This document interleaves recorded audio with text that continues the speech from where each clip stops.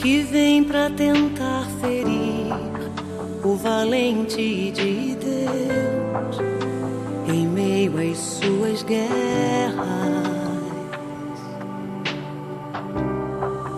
Que ataque é capaz de fazê-lo olhar pra trás e querer desistir?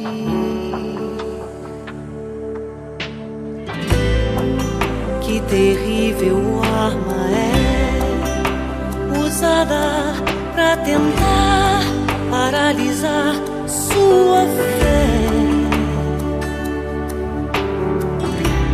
Cansaço, desânimo, logo após uma vitória, a mistura de um desgaste com